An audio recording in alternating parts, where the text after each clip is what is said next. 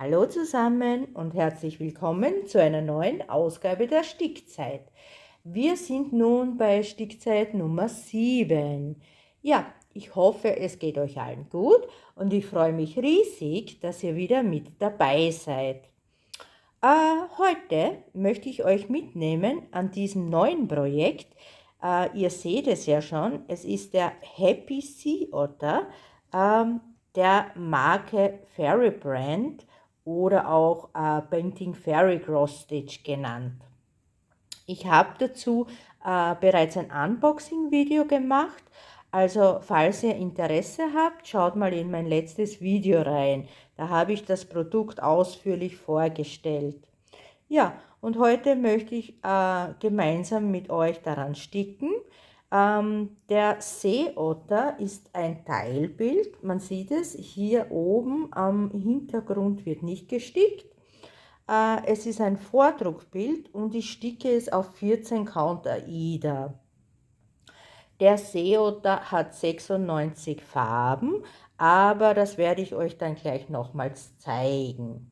Ja, Vorherbild gibt es natürlich noch nicht, da ich ja erst vor einer Woche das Unboxing gemacht habe, aber ich konnte natürlich nicht widerstehen und habe das Projekt auch gleich angefangen. Und wie das jetzt aussieht, werde ich euch gleich zeigen. Ja, so sieht das nun aus. Ihr kennt ja das, also ich habe es hier in einen Q-Snap eingespannt. Ich verwende ja diese magnetischen Kabeln und ich backe meine Fäden, wie man sehen kann. Verwende dazu diese Haarclips, um die Fäden zusammenzuhalten. Ja, und wie ihr seht, habe ich ja schon in diesem Bereich gestickt. Das heißt, wir sticken jetzt an dem nächsten 100er Kästchen. Und ja, das ist an dem, ich zeige euch nochmal das Vorschaubild, das ist hier in diesem links oberhalb des Ohres. Daran werden wir arbeiten heute. Ja, ich denke, dann kann es auch gleich losgehen. Ich werde das jetzt einspannen und danach sehen wir uns gleich wieder. Ja, meine Lieben, ich bin wieder zurück, habe alles vorbereitet und ja, ihr seht es schon, wir werden heute gemeinsam an diesem 100er Kästchen sticken und zwar an dem blauen Kästchen mit dem schwarzen Schrägstrich. Wir schauen uns das auf der Anleitung an. Ihr seht es hier, das ist die Nummer 83, eine Mischfarbe, bestehend aus der Farbe, also das sind die DMC-Nummern 964 und 3761 und von jeweils dem Farbton wird ein Faden genommen. Ja, durch diesen Mischfarben entstehen natürlich viel mehr Farbnuancen und dadurch wirkt das ganze Bild natürlich auch detaillierter. Also das ist auf jeden Fall ein Vorteil. Übrigens hat das Projekt 40 Mischfarben, also da kommt noch einiges auf mich zu. Ja, ich habe den Faden jetzt mittlerweile schon eingefädelt. Der Nachteil natürlich an diesen Mischfarben ist, dass man also sie selber zusammenstellen muss. Das heißt, man muss von jedem Farbton einen Faden ziehen. Danach hat man ja die zwei Fäden und man kann dann leider keinen Loopstart machen, was das Ganze dann natürlich etwas schwieriger macht. Aber ja, das ist jetzt Jammern auf hohem Niveau. Ja, diese Farben, also das Garn von Fairy Brand, ist ja ägyptische Baumwolle. Und ja, was soll ich dazu sagen? Also meine persönliche Meinung dazu, und ich sage jetzt ausdrücklich, es ist meine Meinung, Das heißt natürlich nicht, dass es richtig ist. Es ist wie gesagt, meine Meinung. Und ja, ich finde, diese ägyptische Baumwolle stickt sich nicht so gut wie das CXC-Garn. Das heißt jetzt natürlich nicht, dass es schlecht ist. Ja, aber im Vergleich zu dem CXC-Garn ist die ägyptische Baumwolle ja doch etwas, wie soll ich sagen, störrischer. Sie verknotet leichter bei mir. Ich verwende da ja auch, habe ich euch auch schon gezeigt, nämlich das Wachs. Man sieht ja schon, dass ich das öfters verwendet habe. Ja, und mit dem Wachs geht es doch um einiges besser und ich bekomme nicht so schnell Knoten in das Garn. Ja, was für mich auch noch ein Nachteil an dem Garn ist, ja, die Deckkraft ist auch nicht so gut wie bei CXC-Garn. Ja, das liegt wahrscheinlich daran, dass CXC ja ein Polyestergarn ist. Auch schon vom Angreifen her ist es weicher, es ist irgendwie fluffiger und ja, durch das deckt es auch besser als diese ägyptische Baumwolle. Aber wie gesagt, sie ist natürlich jetzt nicht schlecht, aber ich sticke halt lieber mit CXC-Garn.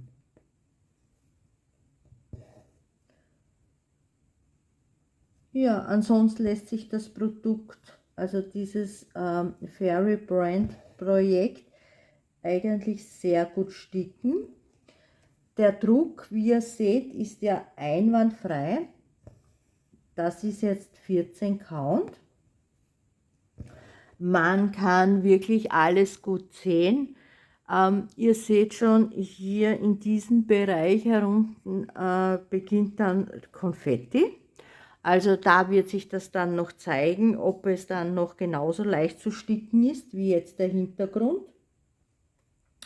Aber auch im Bereich des Konfettis ist der Druck wirklich ganz klar und überhaupt nicht verschwommen. Also das muss man jetzt Fairy Brand wirklich zugute halten. Ja.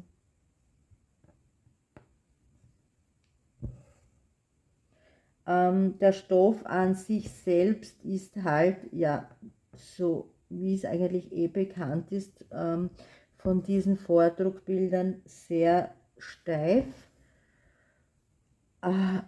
Ja, aber jetzt im Q-Snap eingespannt lässt er sich sehr gut sticken.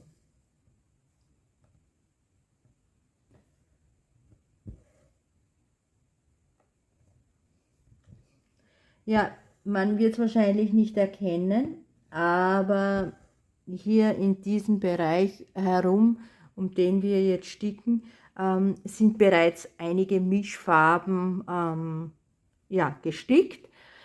Wirklich sehen wird man das Ganze dann wahrscheinlich erst, wenn man den Vordruck auswäscht. Ja? Also das heißt, wenn das Blau dann nicht mehr durchleuchtet, wird man wirklich sehen, wie die Farbe rauskommt.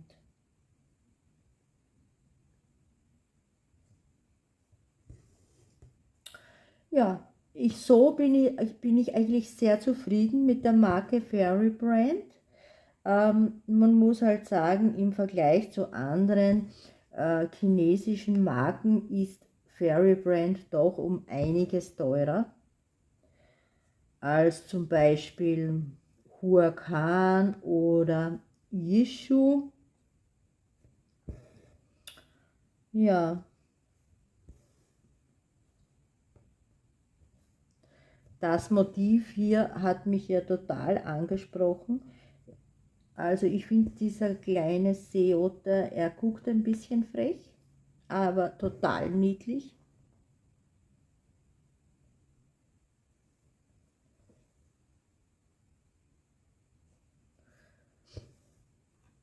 Ja, das, was ich bis jetzt sehen kann am Hintergrund, gefällt mir wirklich sehr gut. Und ja, es lässt sich sehr gut sticken. Ich arbeite ja bewusst jetzt wieder mit backenden Fäden, da ist ja dann, ja, ich glaube, ich habe hier einen Knoten.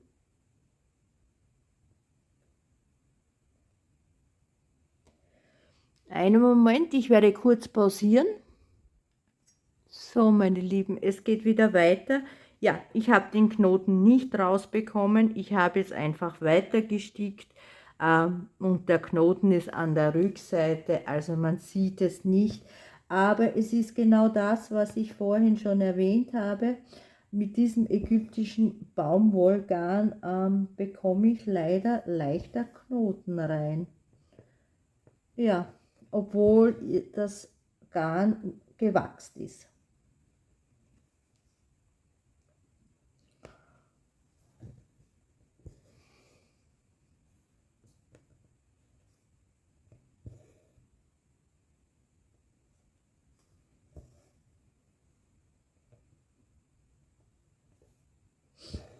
Ja, es hat sich ja um diese Marke Fairy Brand ein richtiger Hype entwickelt.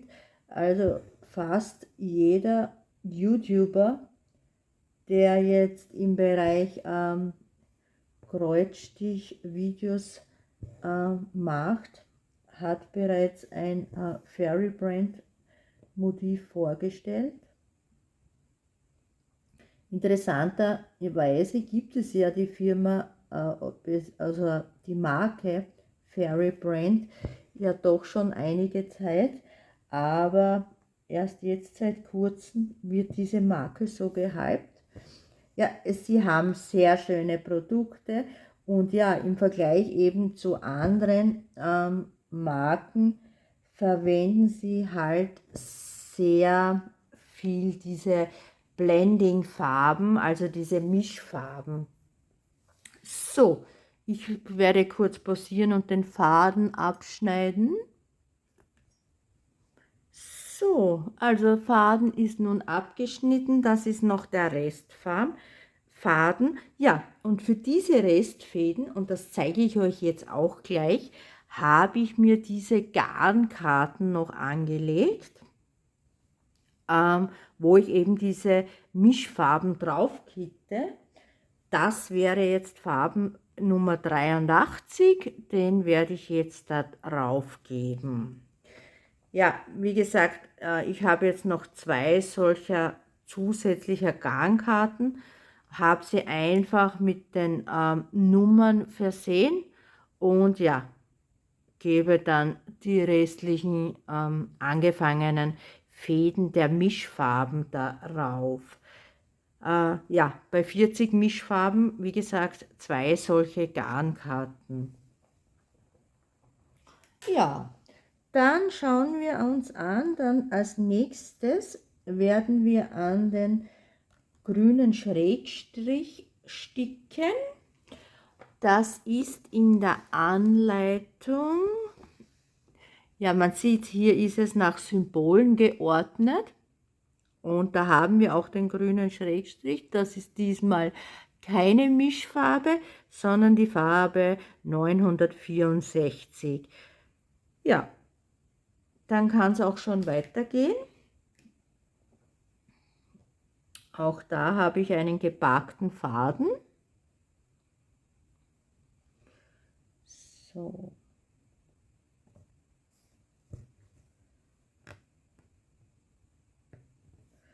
Ja, meine Lieben, das Wetter ist ja hervorragend zurzeit. Also bei mir gibt es richtiges Sommerwetter. Also ich hoffe, es ist bei euch auch so schön. Ja, in der Sommerzeit wird ja dann meistens weniger gestickt. Also zumindest höre ich das immer in den Videos. Ich glaube, ich bin da eine Ausnahme, denn ich sticke im Sommer auch sehr viel. Vielleicht eine Spur weniger als im Winter, aber trotzdem sehr viel. Ja, im Gegensatz zu anderen Stickerinnen verwende ich keinen Stickständer, Das heißt, ich sticke in der Hand, eben mit so einem Q-Snap oder mit einem Stickring oder einem anderen kleinen Stickrahmen. Ja, und das lässt sich natürlich auch leicht auf die Terrasse transportieren. Und ja, so kann man natürlich überall daran sticken. Und dadurch sticke ich auch im Sommer sehr viel. Also da natürlich dann auf der Terrasse und ja, in einem schattigen Plätzchen ist es doch sehr nett zu sticken.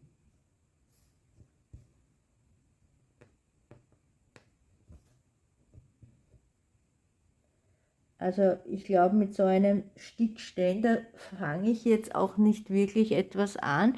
Ich habe dafür auch nicht den Platz, muss ich sagen, und weiß auch nicht, wo sollte ich das Ganze auch hinstellen. Ja. Und ich habe mir ja von Anfang eigentlich angewöhnt, in der Hand zu sticken und ja, sticke auch gern am Sofa, vor dem Fernseher. Ja, ganz gemütlich.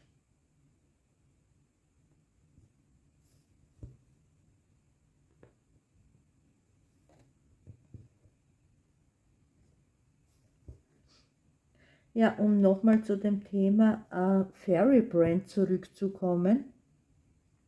Ich habe das Bild aus einer Kooperation und ich musste tatsächlich, bis dieses Bild bei mir ankam, 22 Tage warten. Also wirklich eine lange Lieferzeit eigentlich. Ja, ich vermute mal, dass das Bild eben nicht lagernd war. Das heißt, es wurde wahrscheinlich erst hergestellt und ja, dadurch auch die lange Lieferzeit. Also es ist nicht am Transport gelegen, denn ich habe gesehen, dass es wirklich erst sehr spät verschickt wurde. Ja, also es gibt schon tolle Motive von Fairy Brand. Viele meiner YouTube-Kolleginnen haben sich ja da enorm riesige Projekte ausgesucht. Ja, da würde ich mich natürlich auch freuen, wenn man daran Fortschritte sehen kann.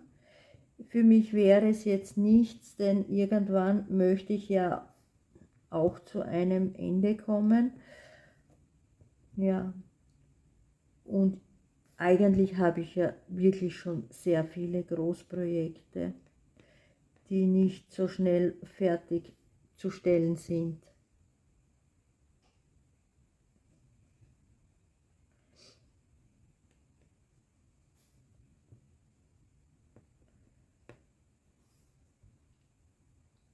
Ja, ich glaube, man kann es jetzt sicher nicht erkennen im Video, also den Unterschied zwischen den zwei Farben. Wie gesagt, einmal die 964 und einmal die Mischfarbe 964 mit 3761.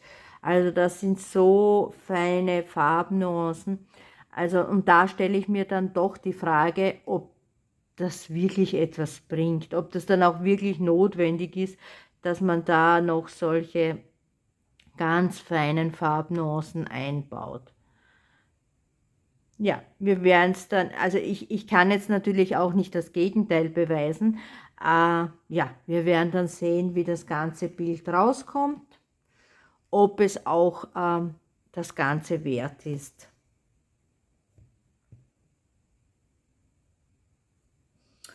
Aber wie schon gesagt, das wird sich dann erst zeigen, wenn ich den Vordruck auswasche, denn jetzt sieht man überall noch den Hintergrund durchschimmern. Dadurch wird die Farbe natürlich auch verfälscht.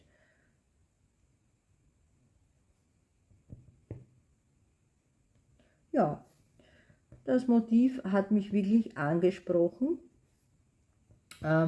Es ist auch vom Preis her noch in einem leistbaren Bereich. Also wenn ich mir ansehe, andere Bilder haben da ja 100 oder 200 Euro gekostet.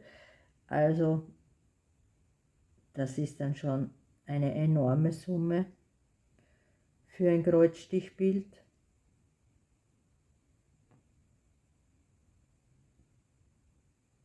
Ja, dann habe ich ja noch gesehen vom Zubehör. Also bei mir war jetzt nicht so viel Zubehör dabei. Das muss jetzt ja nicht unbedingt an der Marke Fairy Brand liegen, sondern ich denke, das Zubehör kommt dann eher von den verschiedenen Firmen. Also bei mir war das ja die Firma WRP Cross Stitch. Ja, und ich denke, jede Firma gibt da halt anderes Zubehör dazu.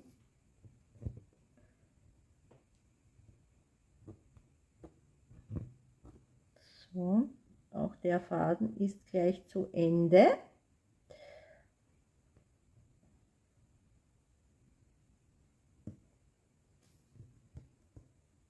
Ich beende wie üblich mit dem Pinstitch.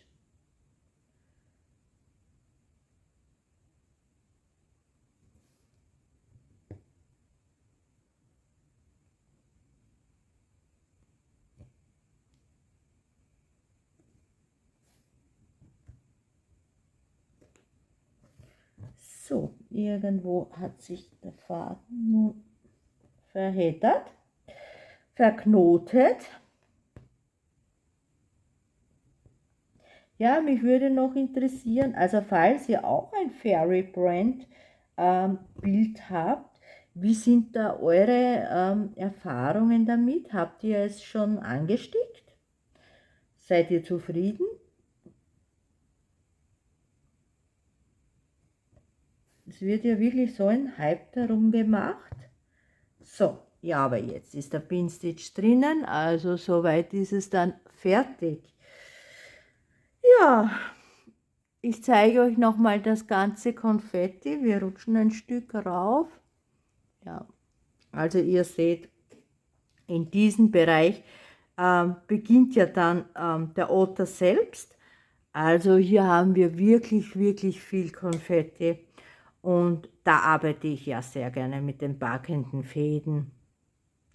Ja, das Bild wird 50 mal 50 cm, soweit ich das jetzt da im Kopf habe.